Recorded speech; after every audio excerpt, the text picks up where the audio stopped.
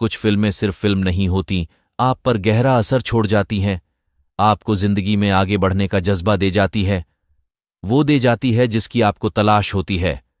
इन दिनों मोटिवेशन हर किसी को चाहिए, कहीं ना कहीं हर कोई खुद को आगे बढ़ाने की कोशिश कर रहा है और आपको वो एक पुश चाहिए होता है जो इसमें आपकी मदद करें। ये फिल्म आपको वो पुश देती है। तो आइए दोस्तों, आज हम एक्सप्लेन करने वाले हैं चंदू चैंपियन मूवी को। तो वीडियो अगर अच्छा लगे तो वीडियो को लाइक जरूर कीजिएगा और उसी तरह की वीडियोस पाने के लिए आप हमारे चैनल को सब्सक्राइब भी कीजिएगा ताकि आपको इसी तरह के लेटेस्ट और फ्रेश कंटेंट मिलते रहे। तो फिल्म की कहानी 2017 के मुरलीकांत पेटकर के बुढ़ापे से शुरू होती है, जहां पर कि मुरलीकांत पेटकर अपने बेटे के साथ पुलिस स्टेशन आते हैं और वो पुलिस स्टेशन में इंस्पेक्टर सचिन कामले के पास भारत के राष्ट्रपति पर चीटिंग का केस दर्ज करवाते हैं क्योंकि उन्होंने उसे अर्जुन अवार्ड नहीं दिया था। और आज 40 साल बाद उन्हें अवार्ड क्यों चाहिए वो यह भी बताते हैं।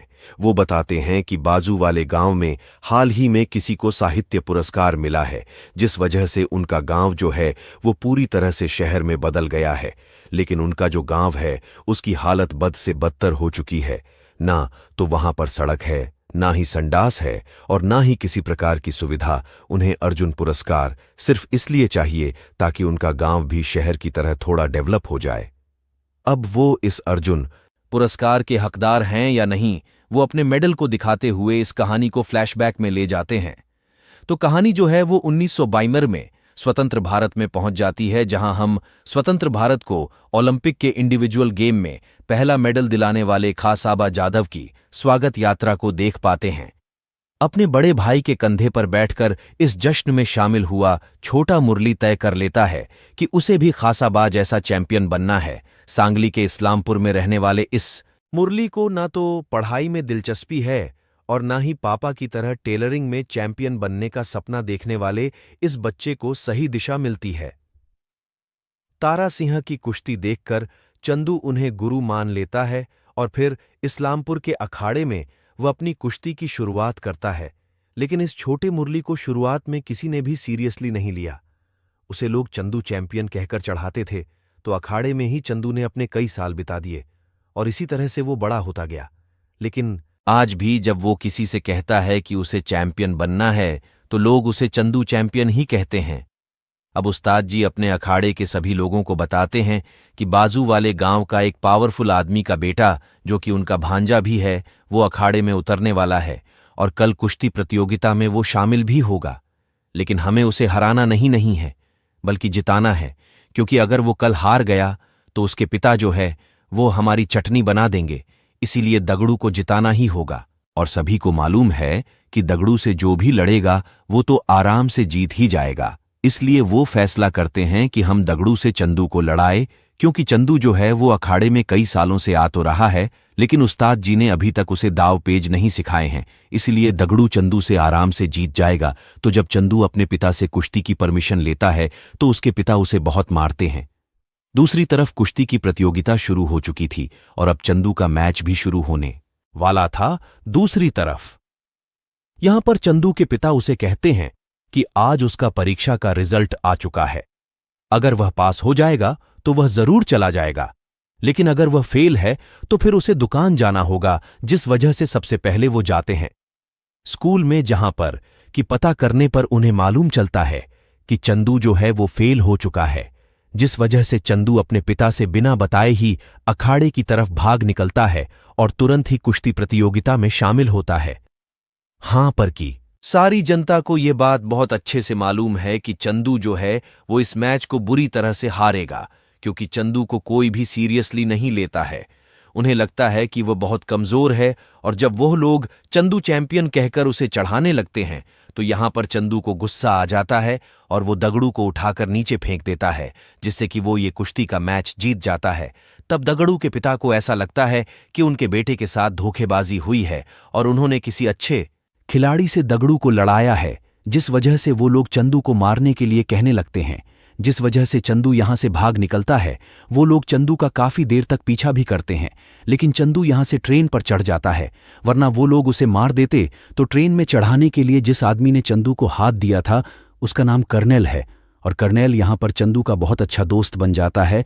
और चंदू यहाँ पर जब कर्नेल को अपनी सारी स्टोरी बताता है तो कर्नल उससे कहता है कि अगर उसे ओलंपिक में गोल्ड जीतना है तो उसे सबसे पहले फौज में भर्ती होना चाहिए, क्योंकि वो भी यहां पर यही करने आया है।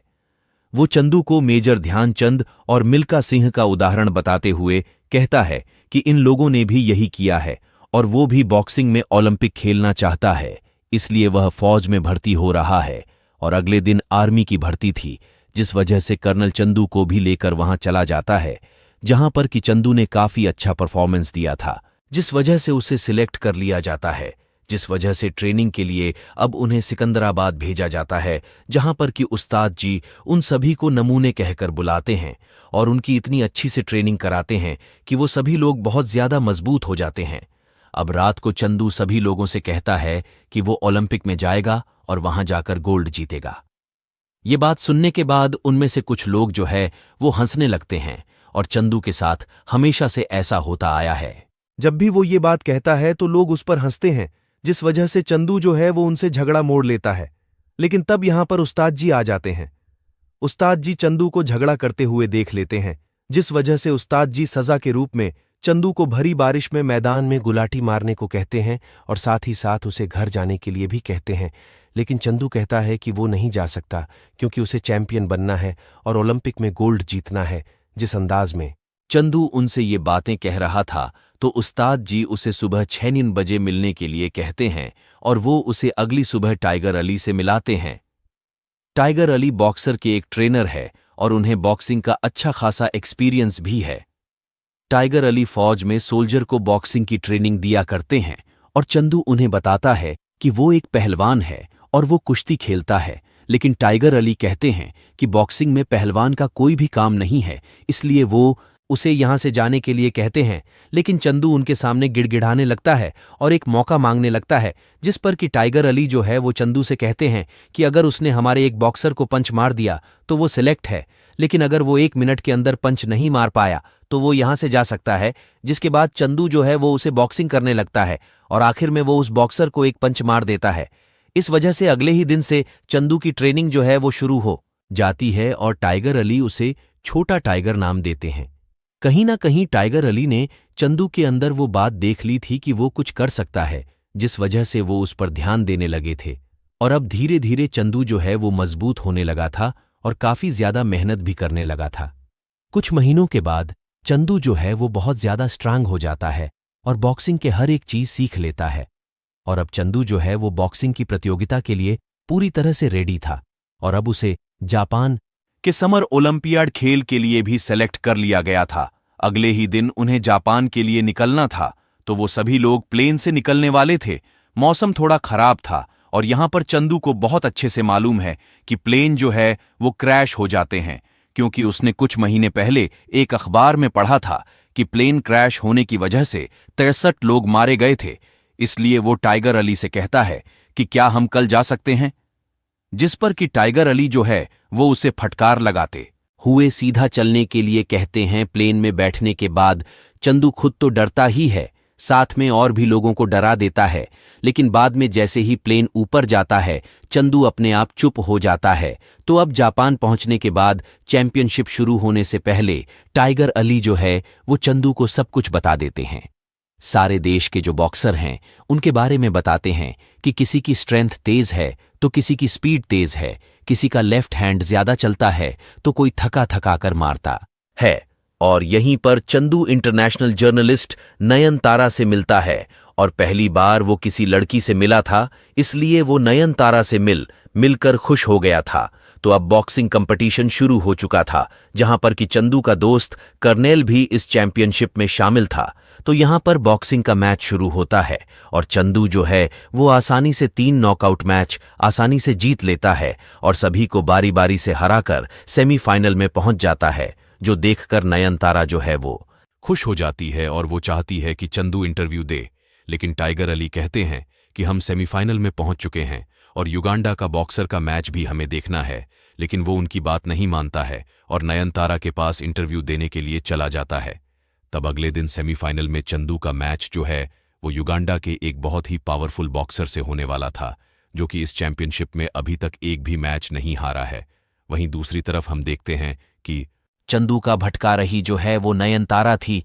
वो बार बार उसकी तरफ देखे जा रहा था, जिस वजह से वह पूरी तरह से बॉक्सिंग में फोकस नहीं कर पा रहा था।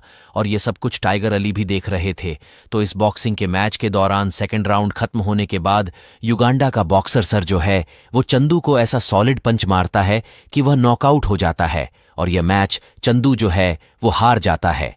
तो मैच हारने के बाद चंदू के हाथ ब्रॉन्ज में डलता है और अब ओलंपिक जाने का सपना भी उसका टूट चुका था, क्योंकि अगर वो गोल्ड लाता तभी वह ओलंपिक में जा पाता, जिसके बाद उनकी पोस्टिंग जो है वह कश्मीर में हो जाती है, जहां पर कि चंदू कर्नैल और टाइगर अली भी वहां मौजूद थे। तभी चंदू के पास एक चिट्ठी आती है और उसे ओलंपिक के लिए सिलेक्ट कर लिया गया था, जिस वजह से वो दौड़ता हुआ टाइगर के पास जाता है, जिन्होंने कई महीनों से चंदू से बात नहीं की थी, क्योंकि वह चंदू से गुस्सा थे। लेकिन यहां पर भी वो उसे सुनाते हुए कहते हैं कि जो सपना उसने देखा था वो मैंने भी देखा था, लेकिन अब वो पूरी तरह से अधूरा है। और वो दोनों जब बात कर ही रहे होते हैं कि तभी अचानक से यहां पर एक बहुत बड़ा अटैक हो जाता है, जिस वजह से कई सारे फाइटर झट जो है वो यहां पर हमला कर देते हैं और काफी सारे सोल्जर्स जो है वह मारे जाते हैं। यहां पर चंदू का सबसे अच्छा दोस्त कर्नैल भी मारा जाता है और टाइगर अली भी पूरी तरह से इंजर्ड हो चुके थे, जिस वजह से वो उन्हें एक सेफ जगह पर ले जा रहा होता है। लेकिन तभी बीच में चंदू को गोलियां लग जाती हैं और धीरे धीरे करके उसे 9 गोलियां लग जाती हैं, जिस वजह से वह पूरी तरह से जख्मी हो चुका था। और अब चंदू की आंख 1967 के ऊधमपुर के एक आर्मी हॉस्पिटल में खुलती है, जहां पर कि 2 साल बीत चुके थे और चंदू अभी तक बेहोश था।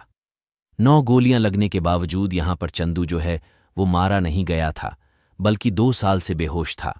और बेड से नीचे गिरने के बाद आज उसकी आंख खुली, जहां पर कि कर्नल सर उसे देखने के लिए आए थे। जैसे ही वो उसके पास जाते हैं तो चंदू जो है वो उनकी गर्दन पकड़ लेता है, क्योंकि चंदू को ऐसा लग रहा था कि वह पाकिस्तान पहुंच चुका है और यह पाकिस्तानी है, जिस वजह से वो उनकी गर्दन छोड़ने का नाम ही नहीं ले रहा था। लेकिन तभी कर्नल जो है वो उंगली से इंडिया का फ्लैग बताते हुए कहते हैं कि वो इंडिया में ही हैं। ये देखने के बाद ही चंदू ने उनकी गर्दन छोड़ी थी। ये देखकर कर कहते हैं कि 2 साल तक बेहोश रहने के बावजूद उसके हाथों में अभी बहुत जान है। जिसके बाद यहां पर चंदू को सब कुछ बता दिया जाता है कि उसे 9 गोलियां लगी थीं, जिसमें से 8 गोलियां तो उन्होंने निकाल दी है, लेकिन 9वीं गोली जो है वो रीढ़ की हड्डी में कहीं अटकी हुई है और अगर वह उसे निकाल लेंगे तो जान का खतरा भी हो सकता है। इसलिए उसे एक अच्छे हॉस्पिटल में ले जाया जा रहा है और वहां पर उसका ऑपरेशन भी होगा और उसकी अटकी हुई गोली को निकाला जाएगा। तो दूसरे हॉस्पिटल में उसका ऑपरेशन भी हो जाता है, जहां पर कि उसकी मां उससे मिलने के लिए आती है और चंदू को मालूम चलता है कि जो अटकी हुई गोली थी वो नहीं निकल पाई है, जिस वजह से कमर के नीचे का कोई भी अंग चंदू का काम नहीं कर रहा था। इसलिए वो बहुत रोता है, क्योंकि वो एक स्पोर्ट मैक्स है। घर वालों का मानना है कि अगर वो यहां पर रहा तो उसके ठीक होने के चांसेस ज्यादा हैं, घर पर रहेगा तो उसका कुछ भी नहीं हो पाएगा। ये सब कुछ उसके भाई ने उससे कहा था, जिस वजह से चंदू फिर से अकेला पड़ चुका था। अपने घर वालों को इस तरह जाता हुआ देख चंदू भी रो पड़ता है। और फिर हॉस्पिटल में चंदू की मुलाकात टपा से होती है, जो कि यहां का कर्मचारी है। किसी को भी किसी चीज की जरूरत होती है तो सभी लोग टपा से कहते हैं, दारू जलाने से लेकर सट्टे में पैसे लगाने तक का काम टप्पा का होता है। तो चंदू यहां पर रहने तो लगा था, पर वो अपनी लाइफ से बिल्कुल भी खुश नहीं था।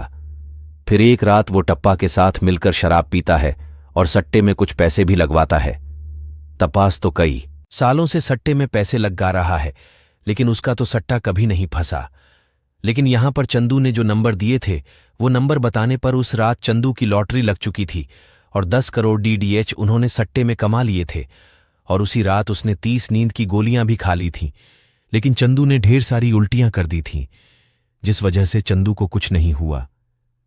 चंदू को अपनी लाइफ में कुछ भी नहीं दिख रहा था, जिस वजह से उसने पानी को अपनी जमीन बना ली और स्विमिंग सीखना शुरू किया। चंदू के पैर नहीं चलते हैं, इसके बावजूद उसने स्विमिंग सीख ली थी। अब ज्यादातर टाइम चंदू जो है वो स्विमिंग पूल में ही बिताता है, क्योंकि उसे वहीं पर ज्यादा अच्छा लगने लगा था। और फिर एक दिन मुलाकात होती है उसकी टाइगर अली से। उन्हें देखकर चंदू को बहुत अच्छा लगा, क्योंकि उसे ऐसा लगा था कि वो भी मारे गए हैं, लेकिन वो जिंदा थे।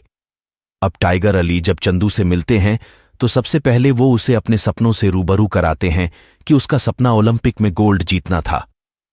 किस खेल में जीतना था ये जरूरी नहीं है। टाइगर अली चंदू को पैरालंपिक के बारे में बताते हैं। वो कहते हैं कि तुमने ये कहानियां जरूर सुनी होगी कि किसी के हाथ नहीं है। इसके बावजूद उन्होंने साइकिलिंग में गोल्ड मेडल जीत लिया। किसी के पैर नहीं है। इसके बावजूद वह स्विमिंग में गोल्ड मेडल जीत लेता है। किसी को कोई ट्रक कुचलकर चला जाता है। इसके बावजूद वह 350 किलो का वेट उठाकर गोल्ड जीतता है। जब यह सभी लोग कर सकते हैं तो हम क्यों नहीं कर सकते? असली जीत किसी खिलाड़ी को हराने में नहीं होती, असली जीत उस आवाज को हराने में होती है जो कहती है कि तुम पहले ही हार गए हो। अब यह सारी बातें सुनने के बाद चंदू जो है वो पैरा ओलंपिक में जाने के लिए पूरी तरह से तैयार था और अगले दिन से उसकी ट्रेनिंग भी शुरू हो जाती है।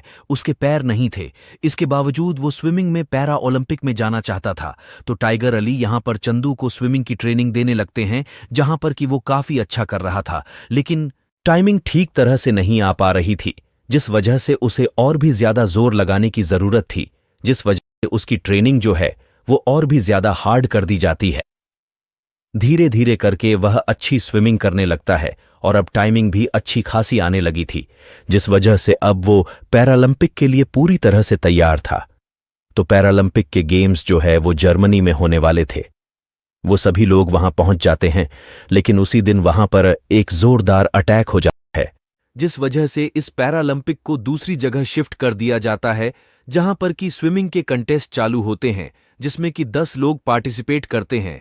तो यहां पर चंदू को टॉप 4 में आना था। अगर वह टॉप 4 में आ जाता है तो वह अगले पड़ाव की तरफ बढ़ेगा। धीरे धीरे करके वो टॉप 4 में आ भी जाता है, लेकिन जो टॉप 2 के स्विमर्स थे वो बहुत ही ज्यादा तेज थे और वो आसानी से इस रेस को कंप्लीट कर लेते हैं।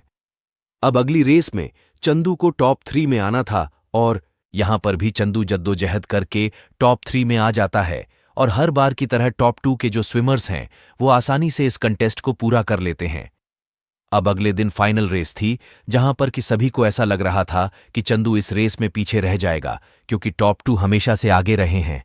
जैसे ही अगले दिन की रेस शुरू होती है, जहां पर कि चंदू को अपने पुराने फ्लैशबैक याद आने लगते हैं, जहां पर कि कोई उसे गालियां दे रहा है तो कोई उसे चंदू चैंपियन कहकर पुकार रहा है, कोई उसे पत्थर मार रहा है। ये देखकर उसे गुस्सा आ जाता है और वो इस रेस में टॉप कर जाता है और फर्स्ट प्राइज मतलब कि पैरालंपिक में गोल्ड हासिल कर लेता है। ये देखकर पूरा देश जश्न मनाता है, क्योंकि कोई पहला इंसान था जिसने पैरालंपिक में गोल्ड पाया था। अब कहानी जो है वो प्रेजेंट में आ जाती है, जहां पर कि पैरालंपिक में गोल्ड वाली बात किसी को भी नहीं मालूम थी, जिस वजह से मुरलीकांत बड़कर को अर्जुन अवार्ड नहीं दिया गया था। लेकिन धीरे धीरे इन्वेस्टिगेशन की गई और पता चला सिकंदराबाद में वो ट्रेनिंग में मौजूद थे, जिसके बाद सारे रिकॉर्ड को निकाले गए और पैरालंपिक के गेम्स के रिकॉर्ड से मैच किए गए। तो सभी को मालूम चला कि मुरलीकांत पेटकर ने पैरा ओलंपिक में गोल्ड पाया था, जिस वजह से सभी लोग बड़े बड़े लोग मुरलीकांत पेटकर के पास जाते हैं और वो उनसे कहते हैं कि उन्हें अर्जुन अवार्ड नहीं दिया जाएगा, बल्कि उन्हें राष्ट्रपति के द्वारा पद्मश्री से सम्मानित किया जाएगा। तो दोस्तों, रियलिस्टिक और बायोपिक सिनेमा के गुड़ी निर्देशक कबीर खान की कहानी में पत्रकार कहती है, ये कहानी भले अविश्वसनीय लगे मगर कहना जरूरी है। बाकी फिल्म के आगे बढ़ने के साथ साथ ये कथन साकार होने लगता है। फिल्म में चंदू का एक डायलॉग है, हंसता काय को है मैं कर लेगा। और वाकई जब वह इस नामुमकिन काम को कर दिखाता है, तब यही ख्याल आपके जहन में पक्का आता होगा कि दुनिया भले आपको चंदू चौमू या पप्पू कहकर मजाक उड़ाए, मगर लगातार कोशिश करने पर आप सबकी बोलती बंद कर सकते हैं। कबीर खान की खूबी है कि उन्होंने इस बायोपिक का कहीं भी महिमा मंडन नहीं किया। उन्होंने अपनी कहानी में 1950 से 2018 के कालखंड को बखूबी दर्शाया है। बर और बॉक्सिंग रिंग वाले दृश्य खूब जमे हैं। उन्होंने मुरलीकांत के अंतरिम संघर्ष को खूबसूरती से दर्शाया है। फिल्म कहीं कहीं पर धीमी जरूर होती है और साथ ही फिल्म में किसी लव एंगल का न होना भी दर्शकों को कोआ कर सकता है। मुरलीकांत की निज जिंदगी, उनकी पत्नी और परिवार की कुछ झलक दिखाई जाती तो अच्छा था, मगर अंत में फिल्म कभी हार न मानने वाले जज्बे का जश्न मनाती है और दर्शक इस फील गुड की भावना के साथ बाहर निकलते हैं। मुरलीकांत पेटकर के रूप में कार्तिक ने शानदार परफॉर्मेंस दी है। उन्होंने इस पहलवान, फौजी, बॉक्सर और स्विमर के ट्रांसफॉर्मेशन के लिए पूरे 2 साल लगाए और 18 किलो वजन कम किया। उनकी एक कड़ी मेहनत पर्दे पर साफ झलकती है। मोटे पतले होने के फिजिकल ट्रांसफॉर्मेशन के साथ साथ बेइमोशन की बारीकियों को दर्शाने में कामयाब रहे। कार्तिक ही क्यों, हर कलाकार अपने किरदार में लिखता है, चाहे वह भाई के किरदार में अनिरुद्ध दवे हो या दोस्त के रोल में। भुवन बाम विजयराज टाइगर अली की भूमिका में अपनी छाप छोड़ते हैं, तो श्रेयस तलपड़े इंस्पेक्टर सचिन कामले के रूप में कहानी में हल्के फुल्के लम्हों को जोड़ते हैं। यशपाल शर्मा, सोनाली कुलकर्णी और राजपाल यादव ने अपनी भूमिकाओं के साथ न्याय किया। सहयोगी कास्ट अच्छी है और चंदू चैंपियन में कार्तिक से जो उम्मीद थी, उन्होंने बिल्कुल वैसा ही काम किया है। हमेशा हल्के फुल्के बॉय नेक्स्ट डोर के किरदार में नजर आने वाले कार्तिक यहां प्योर गोल्ड बनकर उभरे हैं। मुरलीकांत पेटकर के किरदार के साथ उन्होंने पूरा न्याय किया। फिल्म अलग अलग फेथ से गुजरती है। मुरली का बचपन जो देखना मजेदार है, फिर उसका आर्मी में जाना, जंग में लगभग अपनी जान खो